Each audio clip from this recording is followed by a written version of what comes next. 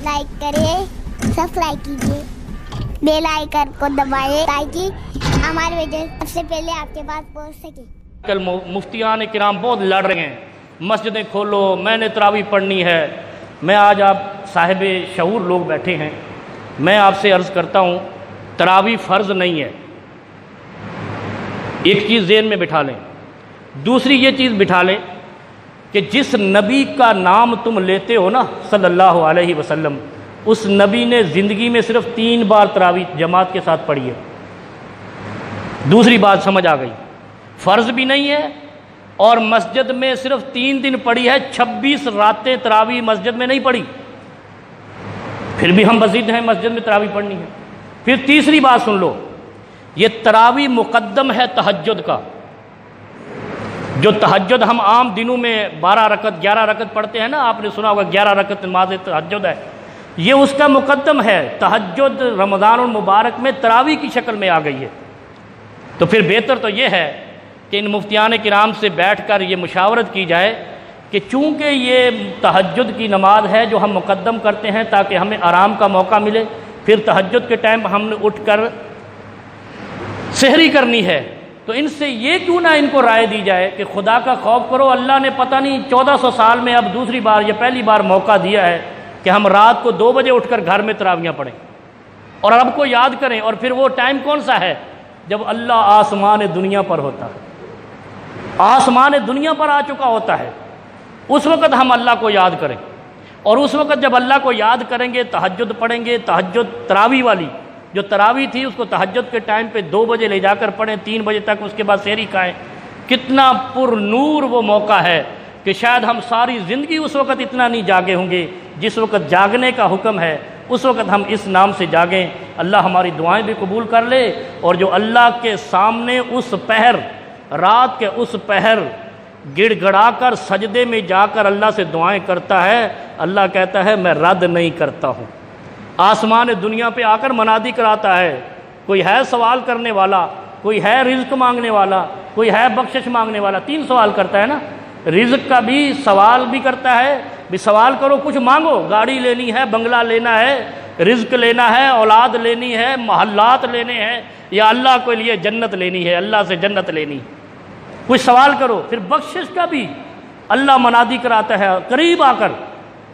کہ منادی کراتا ہے کہ کوئی ہے بخشش طلب کرنے والا، بخشش لے لے۔ تو یہ ساری صورتحال ہے۔ اچھا، اس کی دلیل کیا ہے؟ نبی علیہ الصلوۃ والسلام کے زمانے محمود ابن ربیع، بخاری کی 425 نمبر روایت ہے، محمود ابن ربیع رضی اللہ تعالیٰ روایت کرتے ہیں، اتبان بن مالک انصاری رضی اللہ، بدری صحابی ہیں، یہ بدر میں شریک ہونے والے صحابی جو بخشے ہوئے ہیں۔ ان کی بینائی کمزور ہو گئی، نبی علیہ السلام کے دربار میں حاضر ہوئے۔ میں نے رات کو بھی یہ مثال سنائی ہے کچھ ساتھیوں کو،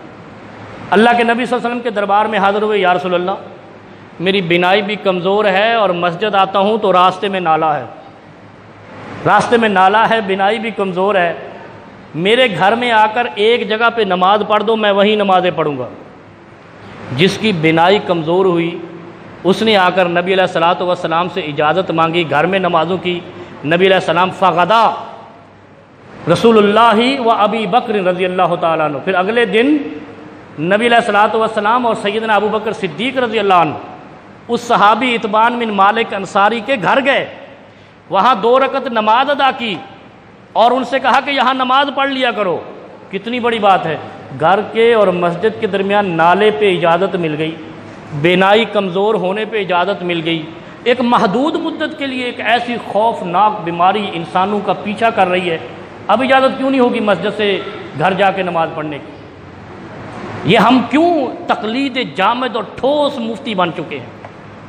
کیوں ہم نے دین کو ایسے بنا لیا ہے جیسے ایک لکڑی کا تنا ہوتا ہے؟ یہ دین، وہ شیخ عرب کے ایک عالم ہیں بہت بڑے، شیخ عاصم الحکیم،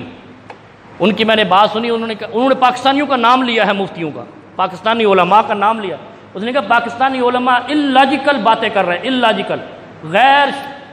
یعنی باصلاحیت نہیں ہے، سیدھی بات میں اس نے ہماری بے عزتی کر دی ہے پاکستان کے مولویوں کی۔ اس نے کہا یہ باصلاحیت نہیں ہے، یہ دین لاجیکل ہے، لاجیکل۔ اور سب سے بڑی بات یہ ہے کہ یہ دین ایسا ہے کہ مخصوص حالات میں اس کے حکم بھی تبدیل ہو جاتے ہیں، اس کے حکم تبدیل ہو جاتے ہیں، اور میں آپ کو ایک اور بڑی اہم بات بتاؤں، جو ہمارے علماء بڑے بے چین ہیں نا مسجدوں میں آنے کے، ان سے جا کر گزارش کیجئے کہ نماز اذان کے اندر دو لفظ الصلاۃ فی بیوتکم اور الصلاۃ فی رحالکم، یہ بخاری کی روایت ہے، ترمذی کی ہے، ابو داؤد کی ہے، مسلم کی ہے، ہر کتاب الصلاح میں آئی ہے۔ جس حدیث کی کتاب میں کتاب الصلاح ہے، باب الصلاح ہے، اس میں یہ روایت آئی ہے کہ جب بارش ہو جائے، طوفان آ جائے، سیلاب آ جائے، آندھی آ جائے، یا ماحول ایسا بن جائے تو اپنے گھروں میں نماز پڑھ لیا کرو، الصلاۃ فی بیوتکم، اور یہ لفظ آپ حی علی الصلاح کی جگہ پہ کہا کرو اذان کے اندر۔ اذان کے اندر کیا پاکستان کے مولویوں نے آج تک آپ نے سنا کہ یہ جو آج کہہ رہے ہیں مسجدیں کھولو اور ہم نے تراویح پڑھنی ہے، ایک نفل نماز پڑھنی ہے آ کر، نہیں تو ہم ایسے کر دیں گے ویسے کر دیں گے، کہ انہوں نے کبھی اذان کے اندر حی علی الصلاح کی جگہ پہ الصلاۃ فی رحالکم کہا، الصلاۃ فی بیوتکم کہا؟ کس اتنی بڑی اہم سنت کو ترک کیے ہوئے ہیں، چھوڑے ہوئے ہیں، جو ایک چیز مشروع ہے، نبی علیہ السلام نے اجازتیں دی ہیں۔ اور پھر میں نے کیسے کہا کہ اسلام کے سارے احکام مخصوص حالات میں بدل جاتے ہیں۔ بھوک میں حرام حلال ہو جاتا ہے، سفر میں نماز عادی ہو جاتی ہے، بارش میں نماز گھر میں ہو جاتی ہے، طوفان میں گھر میں ہو جاتی ہے، سیلاب آیا ہے، گھر کے سامنے اتنی بڑی نہر ہے، دریا، مسجد نہیں جا سکتے، اپنے محلے میں مسجد نہیں ہے، گھر میں نماز پڑھ سکتے ہیں۔ یار کرونا ایک موت کا وائرس آیا ہے اور آپ گھر میں نماز پڑھنے کے اتنی شرم آتی ہے؟ وہ خدا کا شکر ادا کرو۔ نبی علیہ السلام نے کہا فرض صرف مسجد میں پڑھا کرو، نفل گھروں میں پڑھا کرو، اپنے گھروں کو قبرستان نہیں بناؤ، مقابر۔ یہ اکثر میں حدیث سناتا رہتا ہوں، لا تجعلوا بیوتکم مقابرہ، اپنے گھروں کو مقبرہ نہ بناؤ کہ گھر میں کبھی کوئی نماز پڑھنی ہی نہیں ہے۔ او بھائی گھر میں نماز پڑھو گے تو آپ کے بچوں کو، آپ کی بیٹیوں کو، آپ کی بیوی کو، آپ کے ماں باپ کو، آپ کے سب اہل خانہ کو عادت پڑے گی، آپ کو دیکھیں گے نماز پڑھیں گے، کیونکہ آپ نے آ کر مسجد میں سیکھی ہے۔ ان کو تو آپ نے منع کر دیا تھا، نہ بچے مسجد آئیں نہ عورتیں مسجد آئیں۔ آج موقع ملا ہے، اللہ تعالیٰ نے یہ شریعت کے وہ احکام زندہ کروا دیے ہیں کرونا کی شکل میں، جن کو ہم نے اپنے من کو خوش کرنے کے لیے اور جامد ہونے کی وجہ سے بند کر رکھا تھا، سینسر کر رکھا تھا۔ سینسر ہم نے آدھی شریعت سینسر کی ہوئی ہے، اللہ نے آج موقع دیا ہے کہ اس سینسر کی ہوئی شریعت کو اب کھول دیں،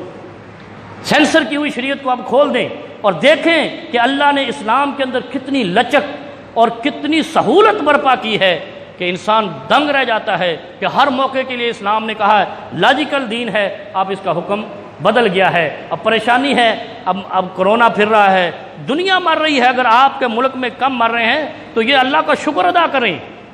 یہ اس کے لیے بھی شکرانے کے نوافل ادا کریں کہ آپ لوگ حلال کھاتے ہیں، حلال بولتے ہیں اور نمازیں پڑھتے ہیں، اللہ کے سامنے سجدہ کرتے ہیں، اللہ نے آپ کو بچایا ہوا ہے، ورنہ کراچی کی آبادی کوئی نیو یارک سے کم نہیں ہے، کنجسٹڈ گنجلک آبادی ہے، لیکن اللہ کا کرم ہے کہ آپ بچے ہوئے ہیں، اس کا شکر بھی ادا کریں اور اللہ سے پناہ بھی طلب کریں۔ اور یہ چیزیں میں نے عرض کی ہیں، احتیاط توکل کے خلاف نہیں ہے، تقوی کے خلاف نہیں ہے، اور اسلام نے اجازتیں دی ہیں، سہولتیں دی ہیں، ان کو اختیار کیا جائے، اور جو رخصتیں اسلام نے دی ہیں ان پر عمل پیرا ہو کر، جن کو ہم نے سینسر کیے رکھا ہے پچھلی زندگی میں، ان پر عمل پیرا ہو جائیں۔